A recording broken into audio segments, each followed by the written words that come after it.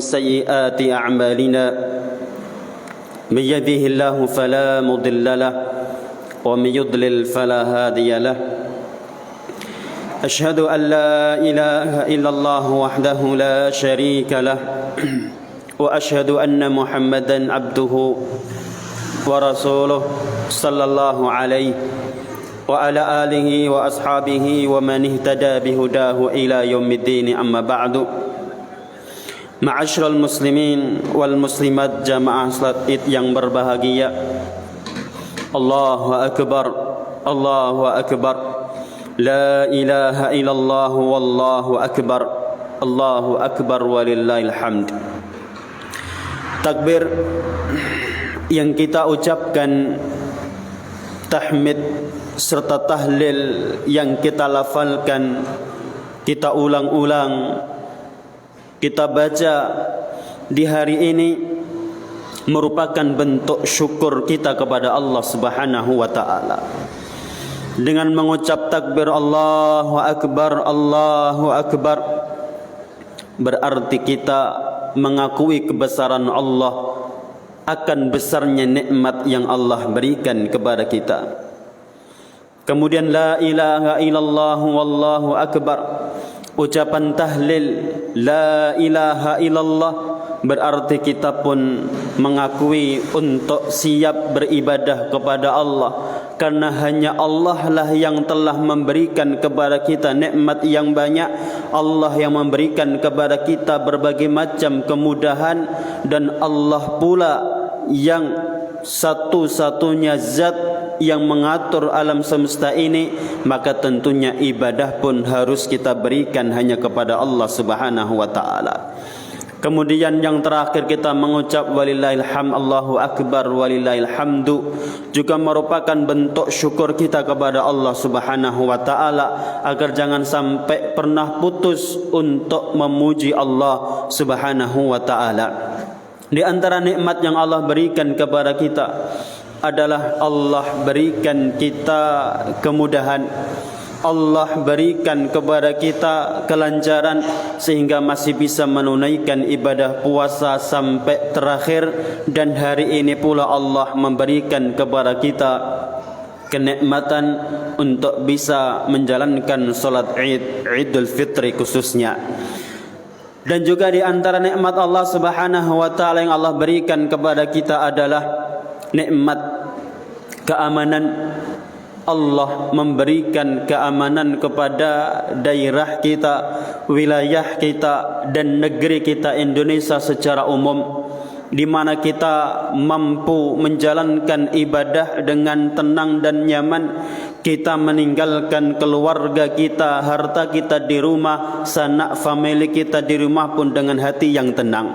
Itu sungguh nikmat yang luar biasa, yang tentunya harus kita syukuri di saat masih banyak saudara kita kaum muslimin di tengah Ramadan, bahkan di ujung bulan Ramadan, mereka harus membela diri mereka. Mereka tidak mampu beribadah dengan tenang karena harus hidup di bawah hujan peluru yang menghujami mereka.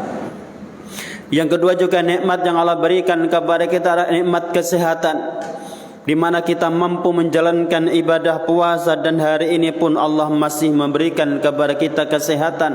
Dan yang ketiga juga Allah masih memberikan kepada kita kecukupan, tidak ada yang kurang sama sekali. Tiga nikmat ini jikalau berkumpul pada diri seseorang, maka berarti dia telah mendapatkan nikmat yang besar.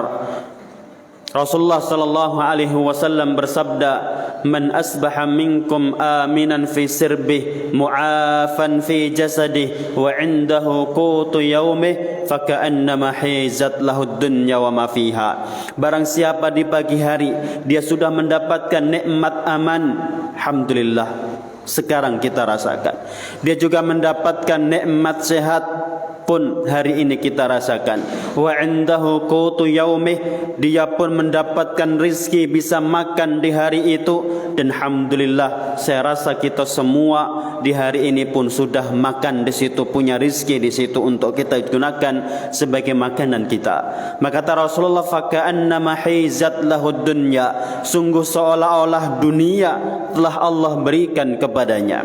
Jamaah rahimani Allah wa iyyakum. Allahu akbar, Allahu akbar, la ilaha illallah wallahu akbar, Allahu akbar walillahil hamd. Kemudian jikalau kita melihat kondisi yang kita alami, semakin kita ke sini maka semakin beban hidup pun besar, fitnah pun semakin besar. Berita-berita datang kepada kita silih berganti tanpa tahu mana yang benar, mana yang salah. Terkadang perasaan kita diaduk-aduk, perasaan kita dinyalakan agar timbul emosi pada diri kita. Belum lagi pandemi yang sampai hari ini pun belum betul-betul hilang dari negeri kita ini. Maka sesuai dengan yang Rasulullah sallallahu alaihi wasallam sabdakan, isbiru, kata Rasulullah, bersabarlah kalian, fa innahu la ya'ti zamanun illa walladhi ba'dahu syarrun minhu. Sabarlah kalian, karena sesungguhnya tidak datang suatu zaman melainkan zaman setelahnya lebih buruk, lebih berat, lebih besar godaannya, lebih susah untuk istiqamah daripada zaman dan masa sebelumnya. Ini merupakan kaedah secara umum. Meskipun secara individu kadang ada yang lebih baik daripada sebelumnya, suatu daerah lebih baik daripada sebelumnya ada. Namun secara umum, secara global, masa yang kita hadapi sekarang ini lebih berat, lebih buruk daripada masa sebelumnya. Dan masa-masa berikutnya pun akan lebih berat lagi dari masa-masa yang sekarang ini kita hadapi, kita alami. Itu yang telah Rasulullah sallallahu alaihi wasallam sabdakan, dan itu yang telah Rasulullah sallallahu alaihi wasallam peringatkan kepada kita, dan itu semua sama-sama kita rasakan. Itu semua sama-sama kita lihat langsung dengan mata kepala kita, kita dengar langsung dengan telinga kita. Maka Bapak Ibu rahimani Allah wa iyyakum, di hari raya Idul Fitri ini merupakan titik tolak, titik awal setar kita untuk berubah menjadi lebih baik lagi. Hari ini merupakan titik awal, hari ini merupakan setar pertama kali kita mulai. Hari ini kita harus punya dan memiliki semangat baru untuk berubah menjadi lebih baik lagi. Apalagi kita sudah dididik oleh madrasah Ramadan 1 bulan penuh. Maka tentunya untuk menjadi lebih baik merupakan suatu hal yang mungkin dan bisa terjadi. Apalagi kita dihadapkan masa-masa yang kita tidak tahu apa yang akan terjadi nanti. Rasulullah sallallahu alaihi wasallam bersabda, badiru bil a'mali sab'an, segeralah kalian untuk beramal, melakukan kegiatan, melakukan hal-hal yang bermanfaat, yang lebih baik lagi sebelum datangnya 7 perkara. Wa hal tantadiruna illa,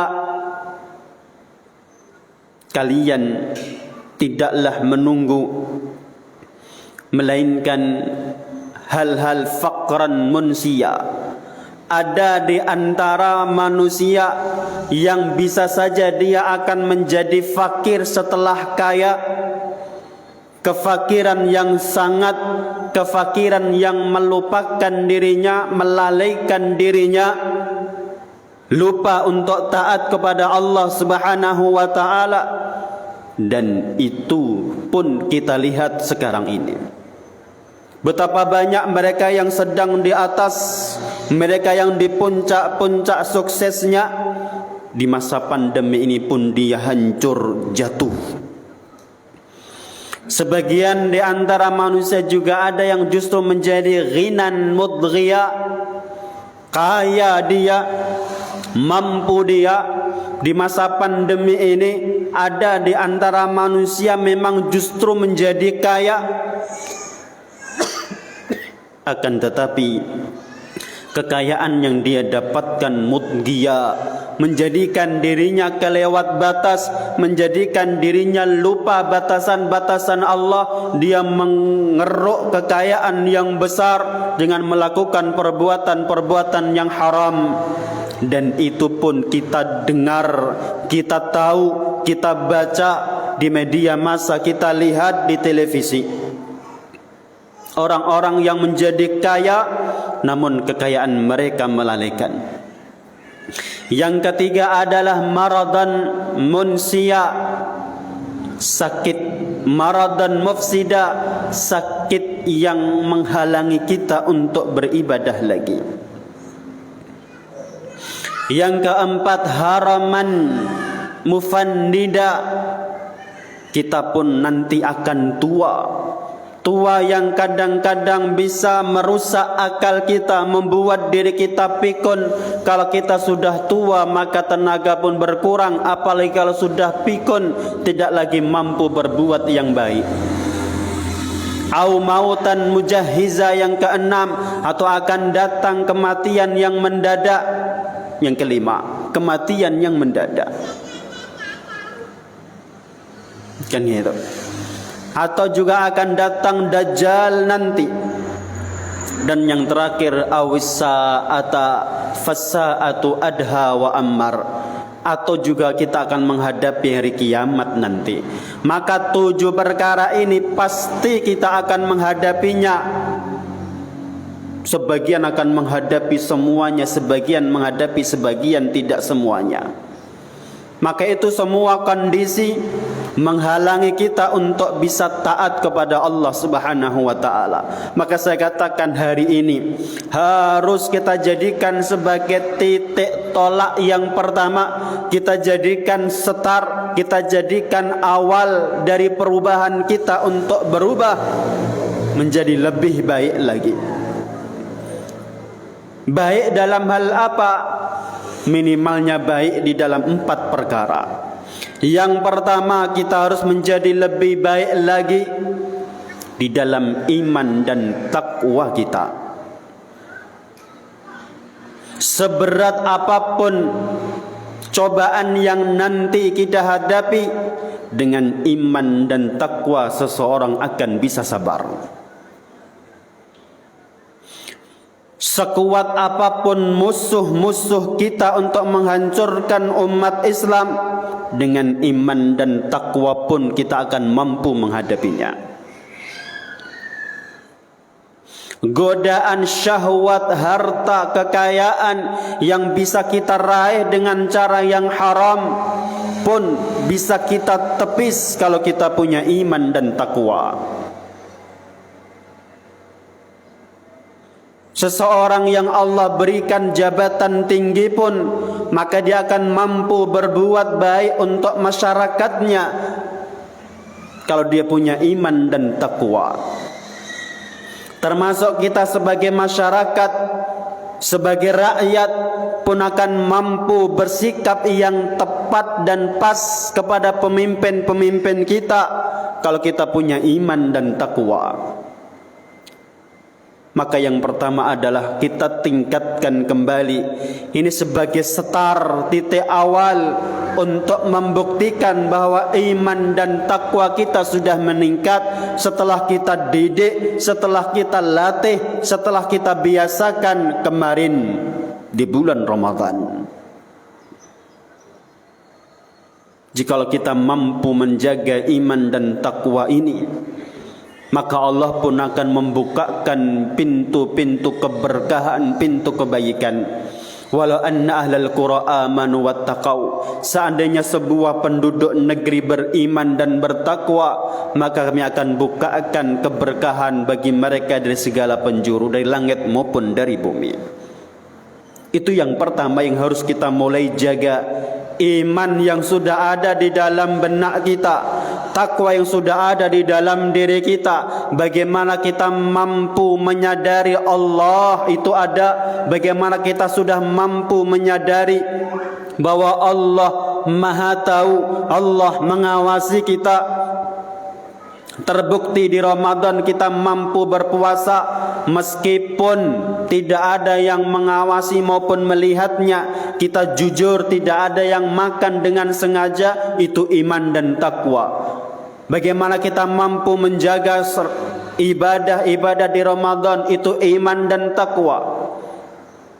Maka iman dan takwa di Ramadan harus terus kita jaga. Yang kedua yang harus kita menjadi lebih baik lagi adalah ibadah.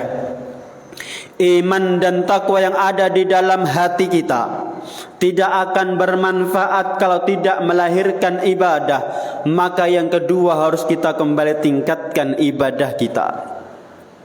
Kita lihat dengan beribadah di bulan Ramadan, ternyata hati kita lebih tenang. Ternyata kita mampu meninggalkan perbuatan dosa atau minimalnya mengurangi perbuatan dosa. Maka setelah Ramadan pun harus kita jaga ibadah kita. Apalagi beribadah kepada Allah Subhanahu wa taala, kewajiban kita sampai ajal menjemput. Allah berfirman, wa'bud rabbaka hatta ya'tiyakal yakin. Beribadahlah kepada Allah, sembahlah Allah, taatlah kepada Allah sampai datang keyakinan, yaitu ajal. Dan yang ketiga yang harus kita menjadi lebih baik lagi adalah akhlak al-karimah. Akhlak yang terpuji, perilaku yang baik, akhlak yang luhur, akhlak di mana Rasulullah sallallahu alaihi wasallam bersabda menegaskan pentingnya akhlakul karimah. Ma min syai'in athqalu fi mizani yaumal qiyamati min husni khuluq. Tidak ada amalan yang lebih berat timbangannya di hari kiamat kelak melainkan akhlak yang mulia. Dalam hadis yang lain Rasulullah sallallahu alaihi wasallam bersabda, "Inna aqrabakum minni majlisan wa ahabbakum minni yaumal qiyamati ahasinakum makhlaqa." Sesungguhnya orang yang paling dekat kedudukannya denganku di hari kiamat, kata Rasulullah, dan yang paling dicintai olehku dan Allah, kata Rasulullah, adalah yang paling bagus akhlaknya. Bahkan Rasulullah sallallahu alaihi wasallam bersabda dalam hadis yang lain, "Ana za'imun bi baitin fi a'lal jannah liman hasuna khuluquhu." Aku jamin seseorang mendapatkan rumah di surga yang tertinggi. Liman hasuna khuluquhu, bagi mereka yang akhlaknya bagus. Maka yang ketiga kita harus kembali menjadi lebih baik dari sisi akhlak kita. Akhlak kepada Allah dan akhlak kepada sesama kita. Akhlak kepada Allah dengan tunduk, pasrah, tidak banyak mengeluh, tawakal kepada Allah, berprasangka baik kepada Allah. Apa yang Allah tetapkan itulah yang terbaik. Kalau sekarang kita dapatkan pelaksanaan sholat id di masjid masing-masing dengan jumlah tentunya lebih kecil daripada sebelumnya ketika dilaksanakan di tanah lapang, maka jangan suudzon, berprasangka baiklah, itulah yang terbaik. Itulah yang terbaik untuk kita. Allah Maha Tahu. Itu akhlak kita kepada Allah Subhanahu wa taala. Adapun akhlak kepada sesama dimulai dari yang terdekat. Semakin dekat seseorang dari kita, maka dia semakin berhak untuk kita perlakukan dengan baik. Istri kita, pertama orang tua kita, maka merekalah yang paling berhak untuk kita perlakukan dengan baik. Kemudian keluarga yang lain, istri kita, anak-anak kita, paman kita, dan terus saudara-saudara kita sampai tetangga, dan dalam skala umum, skala nasional maupun internasional, sesama manusia, dengan tidak menyakiti mereka, dengan tidak menzalimi mereka, dengan tidak menyakiti hati mereka. Itulah yang ketiga yang harus kita jadikan dari sekarang sebagai titik tolak untuk menjadi orang-orang yang lebih baik lagi akhlaknya. Akhlak yang sekarang mulai banyak turun. Di masa pandemi seperti ini pun sebagian orang pun justru semakin rusak akhlaknya. Dari mereka manusia yang tingkatan terbawah maupun sampai tertinggi sekalipun, ada sedikit banyak orang-orang yang justru semakin rusak di situ. Di Ramadan kemarin kita sudah dididik bagaimana kita harus memiliki akhlak yang mulia, bagaimana kita harus peduli dengan sesama, bagaimana kita dianjurkan memberi buka puasa, kita membayar zakat fitri maupun zakat mal, kita dianjurkan untuk saling berkumpul, saling mengingatkan di situ, ketemu dengan saudara-saudara kita di situ. Itu pembiasaan dan pendidikan madrasah Ramadan kepada kita untuk menjadi lebih baik kembali akhlaknya. Dan yang keempat, yang terakhir adalah kita pun harus bisa menjadi lebih baik lagi dari sisi melakukan perbuatan yang bermanfaat. Rasulullah sallallahu alaihi wasallam bersabda, "Ihris ala ma yanfa'uk." Bersungguh-sungguhlah kalian dalam mengerjakan perkara yang bermanfaat. Bermanfaat bagi diri kita maupun orang lain, masyarakat kita maupun negara kita. Rasulullah sallallahu alaihi wasallam juga bersabda, "Khairun nasi anfa'uhum linnas." Sebaik-baik manusia adalah yang paling banyak manfaatnya untuk orang lain. Dalam hadis yang lain, ahabbun nasi ilallah, orang yang paling Allah cintai, anfa'uhum linnas, yang paling banyak memberi manfaat untuk orang lain. Maka di masa pandemi ini, maka ini kesempatan kita untuk menjadi orang yang memberikan manfaat sesuai kemampuan kita dan sesuai kedudukan kita. Kalau seorang pemimpin, maka jadikanlah ini pedoman untuk menentukan sikap, untuk menentukan kebijakan. Pemimpin dari skala tertinggi maupun sampai pemimpin keluarga sekalipun,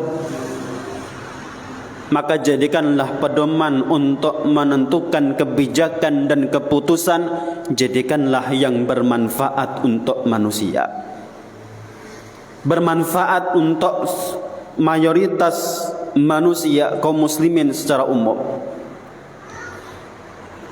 Kalau kita sebagai masyarakat dan rakyat pun bisa berbuat yang bermanfaat untuk diri kita, keluarga kita, bahkan untuk negara sekalipun sesuai kemampuan kita.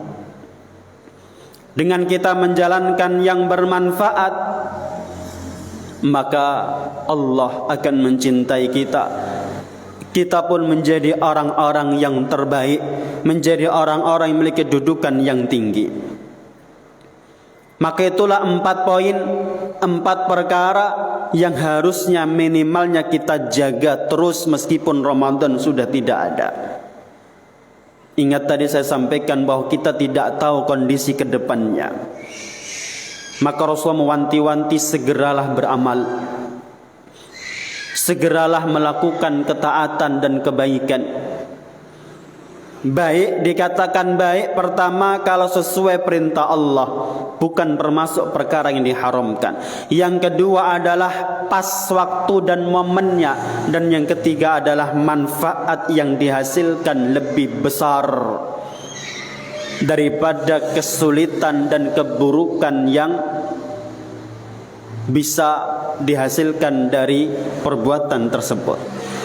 Maka hendaklah kita senantiasa berhusnudzon kepada siapapun bahwa seluruhnya menginginkan kebaikan. Kalau ada perkara yang kurang pas, kalau ada perkara yang kurang tepat, ya kita ingatkan, kita sampaikan.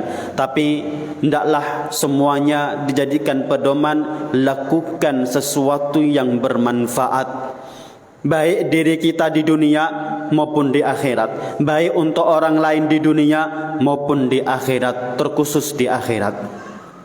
Bapak Ibu jamaah salat Id yang berbahagia, Allahu Akbar, Allahu Akbar, la ilaha illallah, wallahu akbar, Allahu Akbar walillahil hamd.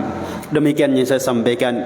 Mudah-mudahan Allah Subhanahu wa taala membimbing kita untuk terus meningkatkan kualitas iman dan takwa, meningkatkan kualitas ibadah kita, meningkatkan kualitas akhlak kita, dan meningkatkan kualitas amal yang kita lakukan yang mendatangkan manfaat untuk diri sendiri maupun orang lain.